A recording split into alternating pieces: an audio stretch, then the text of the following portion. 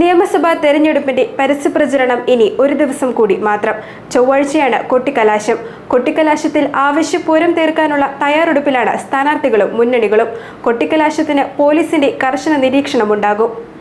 സ്ഥാനാർത്ഥികൾ അണിനിരന്നതു മുതൽ ശബ്ദമുഖരിതമായ പ്രചരണമായിരുന്നു എവിടെയും. ചൊവ്വാഴ്ച പരസ്യപ്രചരണത്തിന് തിരശ്ശീല വീഴും. പോളിംഗ് അവസാനിക്കുന്ന സമയത്തിന് 48 മണിക്കൂർ മുമ്പ് പരസ്യപ്രചരണം അവസാനിപ്പിക്കണമെന്നാണ് ചട്ടം. കോതമംഗലത്തെ സ്ഥാനാർത്ഥികളുടെ കൊട്ടിക്കലാശം പ്രധാനമായും കോതമംഗലം ടൗണിലാണ് ആസൂത്രണം ചെയ്തിരിക്കുന്നത്.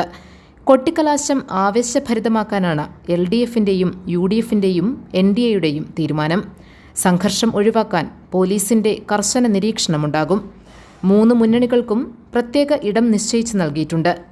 നിയോജകമണ്ഡലത്തിലെ മറ്റ് പ്രധാന കേന്ദ്രങ്ങളിലും കൊട്ടിക്കലാശത്തിന്റെ അലയൊലികൾ ഉണ്ടാകും. 2 ആഴ്ചയോളമായി തുടരുന്ന പൊടിപാറുന്ന പരസ്യപ്രചരണ കോലാഹലമാണ് അവസാന മണിക്കൂറുകളിലേക്ക് കടക്കുന്നത്. പ്രചരണത്തിനായി കോതമംഗലത്തെത്തിയ VVIP മുഖ്യമന്ത്രി പിണറായി വിജയനാണ്.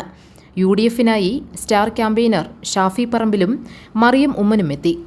3 മുന്നണികൾക്കും വേണ്ടി മറ്റ് നിരവധി നേതാക്കൾ മണ്ഡലത്തിന്റെ വിവിധ ഭാഗങ്ങളിൽ എത്തിയിരുന്നു.